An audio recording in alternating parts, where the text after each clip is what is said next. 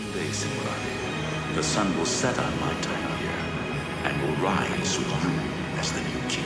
Can this will all be mine?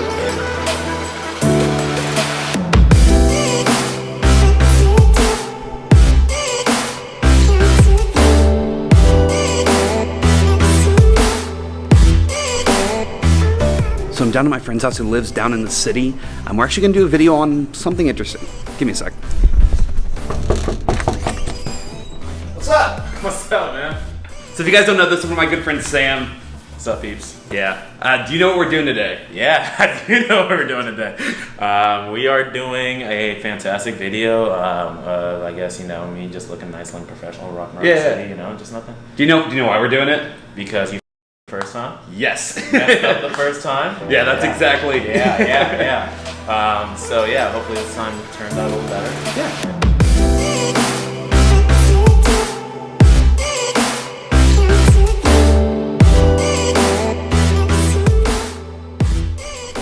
All right, so this is my friend Sam. What's up, y'all? I already introduced him. I don't know why I introduced him again, but I'm like, yeah. Tell us a little bit about yourself. Who are you? How do you know me? What do you do for a living? Who am I? Like you said, Sam Adamson. Born and raised in Ghana. Somehow ventured over to Cincinnati. How I met this kid, Baker, was actually through the fraternity. Actually, we went to the same high school, but never really knew each other. But somehow, you know, our paths intertwined at University of Cincinnati, and been tight ever since. So, fantastic guy to be friends with because he makes great videos. Yeah, pretty good. Oh, but other than that, what do you do for a job?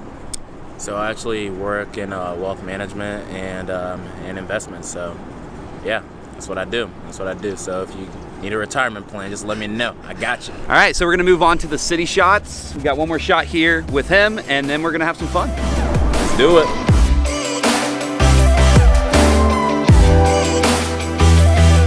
We're walking around Cincinnati trying to find some good angles that Sam can walk down. Yeah. Looking sharp.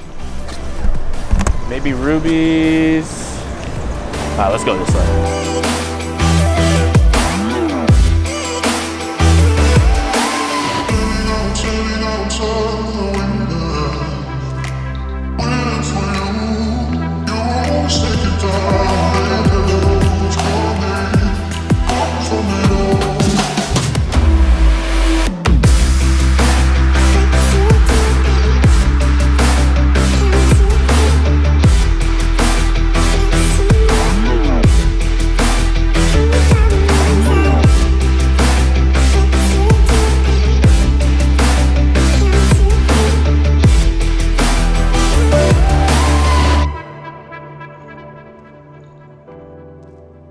I'm exhausted from just setting this up was crazy. So first off, let's talk about something good. What's some of your accomplishments you've had? What are things that you're very proud of, and how did they make you feel when you did them? Wow, some things I'm proud of. Actually, I'm really I am proud of a lot. I really am. I mean, I came to the U.S., you know, with my family, and I just thought about how I made it this way. And I mean, I had a conversation with Ian, you know Ian, and we were literally sitting here on the same rooftop about a year ago, right before I got my job offer from my dream company. And I was just taking in the moment, and I was looking around and just thought, you know, there's absolutely nowhere I should be here right now, right? How did this kid from Ghana who, you know, although I was still very fortunate there, it's still extremely difficult to make it here. And here I am, you know, living on a nice rooftop, you know, in the situation I want to be in. And there's still even like a slight bit of dissatisfaction because I still think I could do way more, you know. When you're talking about this more, what do you mean? What would that be for you? Yeah, so I mean, I think about all my end goals, and you know, I was on a date a few years ago, and you know, this girl asked me what I want to do for myself. You know, she asked me, you know, what my accomplishments are, what I want to do, things like that, aspirations, and all I talked about, you know, were things I wanted to do for my family, things I wanted to do for people back in Ghana, people that I love, my friends, my family, everything, right? And then when she, you know, she stopped and asked me, but what about you? I legitimately didn't have an answer for that. And even to this day, I still don't think I have an answer for that because all I think about is, you know, making everybody else around me happy, because that's what truly makes me happy. That's good.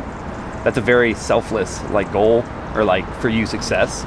And for me, I'm not there yet, honestly. I'm very much more me. Like, what do I want for myself right now? I think that's something different. It's something I need to mature a little bit for that. I like that that's your goal. You want to be there to be for your family, to make it better for them and for Ghana and everything like that. I think that's awesome. It's for the family, it's for the loved ones, it's for the friends, it's for the country. What about mistakes you've had? Don't point any out yet, but how did they make you feel? Well, really, really initially, I mean, but what is a life without mistakes? I've made a lot, even in my young 23 years. Some good, some bad, but some that hurt others, some that hurt me, and some that were just blatantly stupid, right? But would I ever take any of them back and want to fix it? No, absolutely not. Why? Because I see it all as a learning opportunity. I mean, if I think back on every big life moment I've had, I've never gotten better when things were always just good, you know? It's usually when adversity hit, and the way I respond to it, I think that's what shows true character. If you're able to, you know, take, you know, the hard times, and look at your mistakes and figure out how you get better from it, rather than just accepting it and moving on and making the same mistakes over and over again. That's what has actually truly molded me to being who I am today. You know, it was a lot of those mistakes and figuring out how I can get better from them, and just moving on. Yeah. Yeah. That's something I think I struggle with sometimes, is I let mistakes get in my head and they will eat me up. I mean, don't get me wrong. I mean, I've done it. Yeah. I still do it.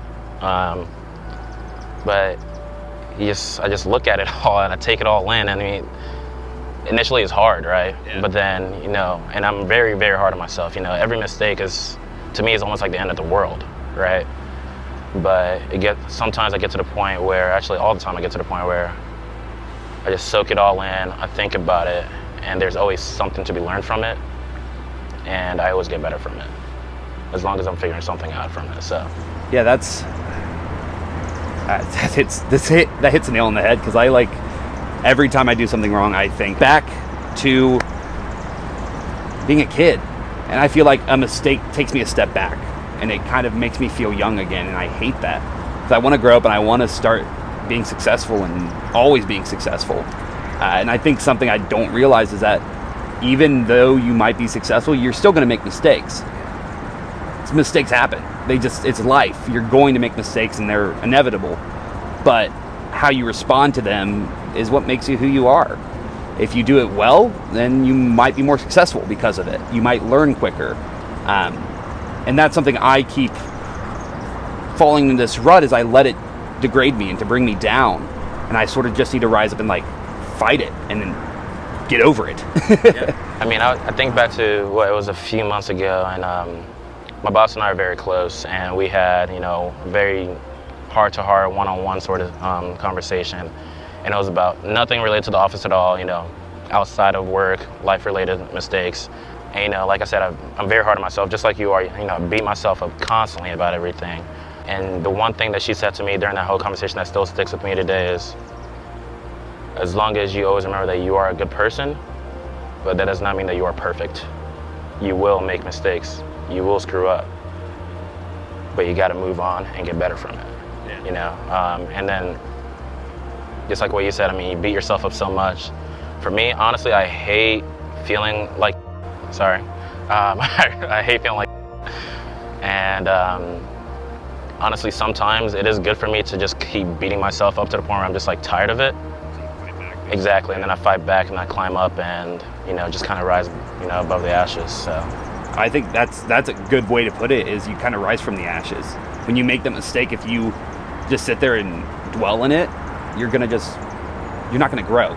But the second you start to rise up, the second you start to take that mistake and put it towards something good, and maybe a better version of yourself, I think that's the way life should be. Yeah, I mean, it should be all about constant growth. I mean, that's all I look for is, you know, forward momentum at all costs. Whether it's one incremental step or one big step. You know, as long as we're moving forward, once again, towards those goals, become a better version of myself. That's what it's all about. Yeah, that's life. I agree. Hey, so I just finished editing Sam's video. Here it is. One day, Simba, the sun will set on my time here and will rise with you as the new king. And this'll all be mine? Everything. Everything the light touches. In my freshest J's, I ain't slept in days. Girl, you gon' make me late undressing me. No, you ain't seen me since yesterday. But see, I got a date with destiny. Cause this is summer that our life changed. Hove asked me, is you ready for it?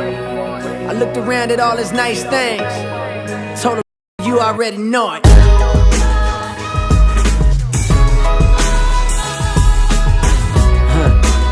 Bitch, I'm the man of the year. Yeah, yeah, yeah. Straight through the